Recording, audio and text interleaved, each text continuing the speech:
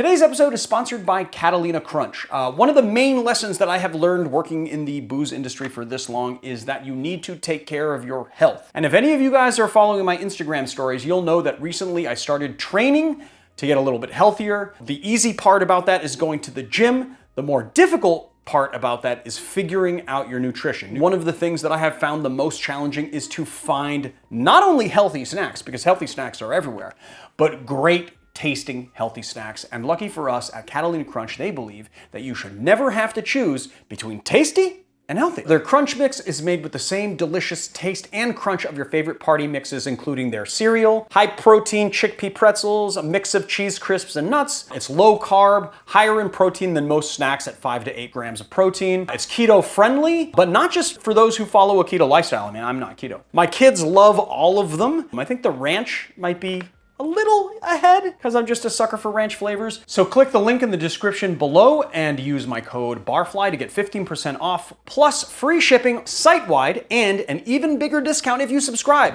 Welcome back to the Educated Barfly. Today we're going to be exploring some more modern classic cocktails. We are getting to the end of this series that we wanted to do, and I'm excited. I'm a little sad. Marius wanted me to organize the idea of each video around some type of theme, but really when I looked at the cocktails that fit in the modern classic category, and then ones that I think that you guys should really know, and then also ones that are simple and really don't have a ton of ingredients that you have to go out and buy, they were a little bit of a hodgepodge, and I couldn't figure out how to organize them. So we're just calling this modern classics. I don't know, it's the 9th time that we're doing it. We got one more episode after this, and that's it. So I don't know, without further ado, let's get into it. If we wanted to organize these cocktails around something, most of them were created in the 2010s. So we could do that. The only one that doesn't fit the bill is the Breakfast Martini, which was created in 1996, but we can overlook that, right guys? For my money, the Brancolada is the most successful pina colada variation that came out of any modern recipe. According to the Punch article on the Brancolada, a cocktail waitress would bring in ice cream sandwiches and they would drizzle the Branca Menta over that, and then the idea for a summer slushy Branca Menta cocktail was born. 1.5 ounces of pineapple juice. Fresh is always best, but if you're in a pinch, Trader Joe's makes a really good 100% pineapple juice that doesn't have any sugar added, and it works really well in cocktails. 1/4 ounce of fresh orange juice. 3/4 of an ounce cream of coconut. We are actually using Coco Lopez in this recipe, but if you want to have a more fresh cream of coconut, we do have a video on it. We're gonna do 1 ounce of Jamaican rum,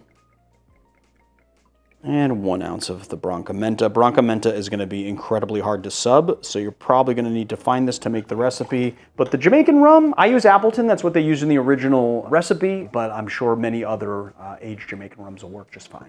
Always have a chilled glass. This drink can be done in one of 2 ways. You can either blend it in a blender and make it a slushy, or you can do a whip shake. I'm going to do the whip shake version because it's just a little easier.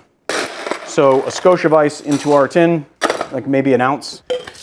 And then we're gonna give it a whip shake. And then we're just going to pour into our glass like so. And fill with pebble ice. We're gonna give it a little slappy poo and a crushy pants here. Mint sprig, half an orange wheel. This isn't the original recipe, but we're gonna spritz with a little absinthe to give it more cooling vibes and to really play up that mint scent. And then straw. Let's go to taste. I mean, the flavor profile is just so well balanced, and it's complex. It's exactly what I said at the beginning. You get all of those familiar pina colada vibes, but then you also get so much more complexity, a little bit of mintiness. I mean, it kind of reminds me of a affogato, like ice cream, boozy, milkshakey kind of thing. So there it is, guys, the Brancolada.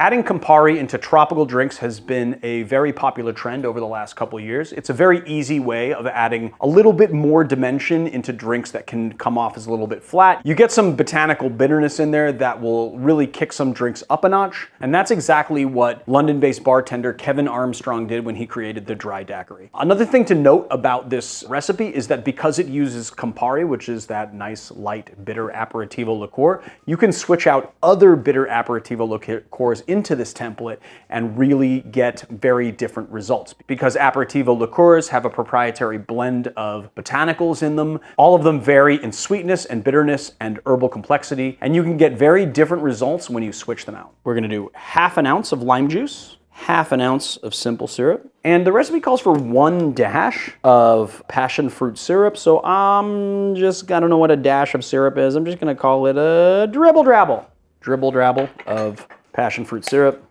We're gonna do a fat quarter of Campari, and then a fat 1 1/4 of lightly aged rum. So I'm gonna add some ice into our tin here. Give it a shake. Strain it. It calls for a flamed orange twist. Twists don't really give very good flames. I like to do coins for flaming because you need a little bit more pith on the back end of the peel to get a good flame and a nice bit of the caramelized oils onto the cocktail. And spritz. We could just place that like that. Let's give it a taste.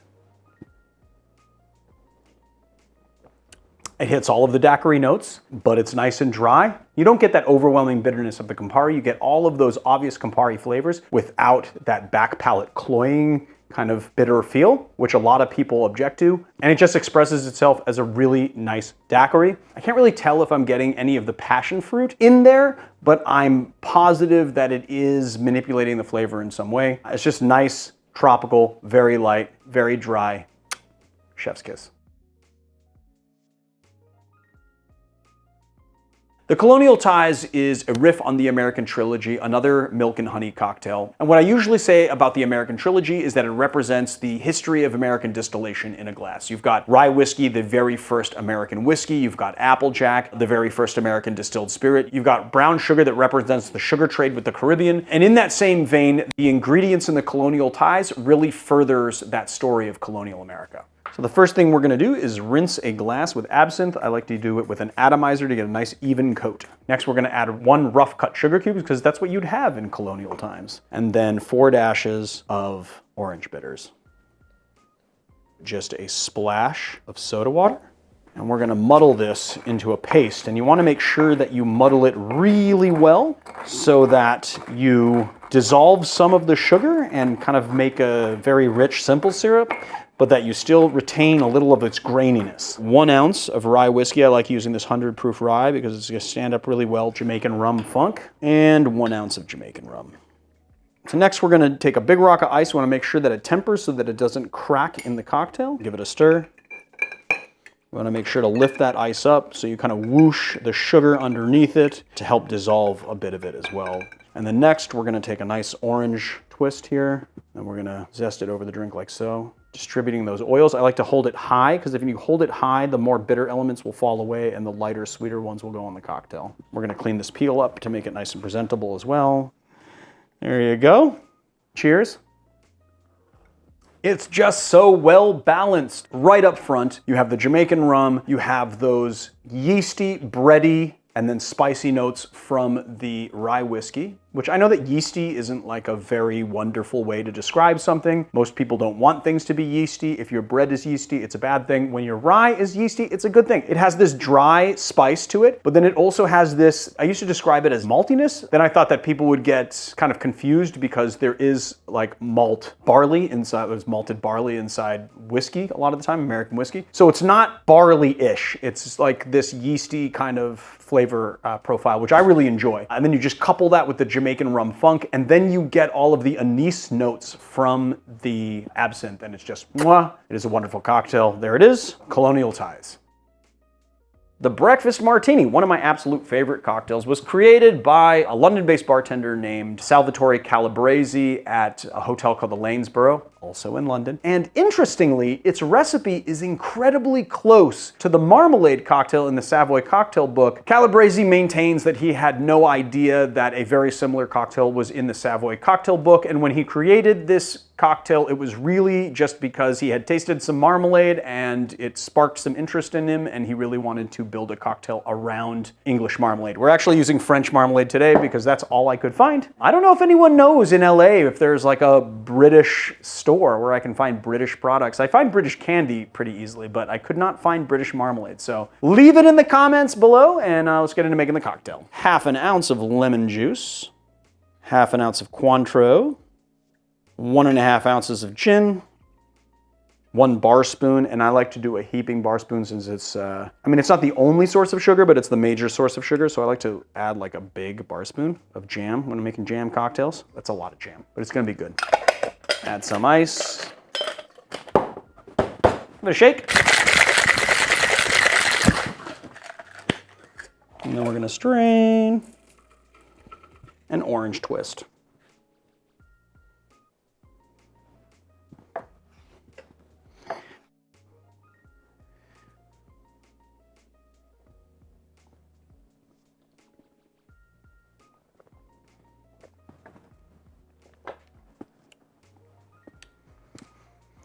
Orangey. But what I love about this drink is that not only do you get that clean orange from the Cointreau, you also get the bitterness of the marmalade, because the thing about marmalade that I'm sure all of you know, but I'm gonna mansplain it to you anyway, is that it has peel in it, and that peel has bitterness in it because it has pith. And so you have a very complex orangey flavor profile, and then you also have the botanicals of the gin, and the gin itself with that ethanol kind of coming through a little bit as well. And so it is orangey, but complex at the same time, which is very fantastic. And I can see why this drink has persisted for as many years as it has. So there you have it, guys. The breakfast martini. Go make it right now. You know you want to. The Death Flip was created by a Melbourne, Australia-based bartender named Chris Highstead Adams, and he created it for a bar called the Black Pearl. And when it came to putting this drink on the menu, the story goes that it had such a crazy list of ingredients, they didn't think anyone would actually drink it if they listed them, so they left the ingredients off, and they just thought that the name of the cocktail, the Death Flip, would sell the drink, and that was actually a very good call because it became a classic at their bar. So much so that it has now traveled the world, and here we are on the Educated Barfly making this drink. The cocktail looks completely insane, but we've made it on this channel in the past, and I gotta tell you, it's worth a mix. So go get your mixing stuff. 1 bar spoon, or 5 milliliters, 1 teaspoon of simple syrup. And then we're gonna add a whole egg. And we've got half an ounce of Jägermeister, half an ounce of yellow chartreuse, and 1 ounce of Blanco tequila. We're gonna give this a dry shake to combine it, although you're not gonna get any of the foamy, kind of meringue style thing that you would get with a normal egg white cocktail, because this is a full egg and the proteins inside the yolk don't let that happen. All right. And we're gonna add 1 big rock of ice for texture, a cheater cube for dilution, and we're gonna shake it again. Give this the old double strain. Wow, that is really good. We'll give this a little nutmeg on top. Let's give it the official tasty poo.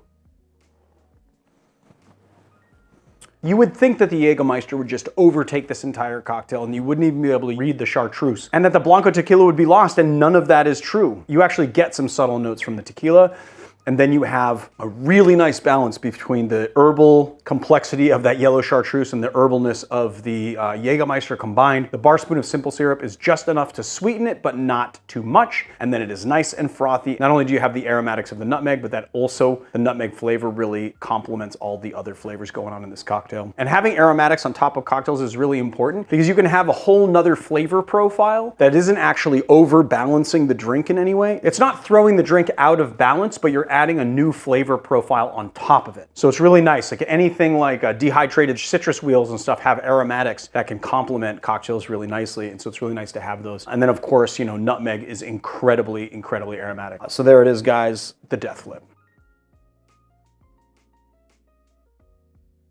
So there it is, guys, not 9. I didn't do 9.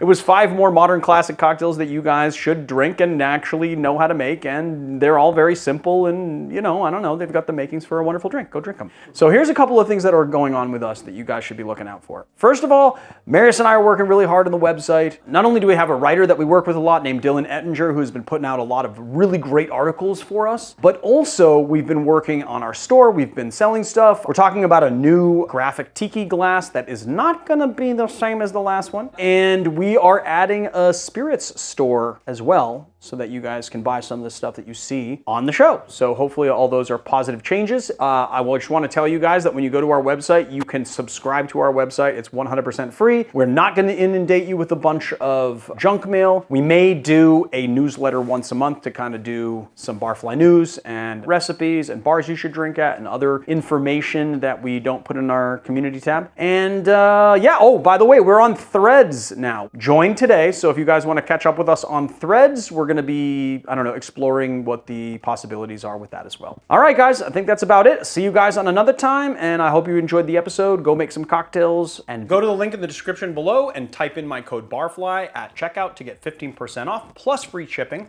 on Catalina Crunch site-wide, and an even bigger discount if you subscribe. You have a huge variety of snacks with different flavors, but you can't go wrong with one of their variety packs. So be sure to take advantage while it lasts.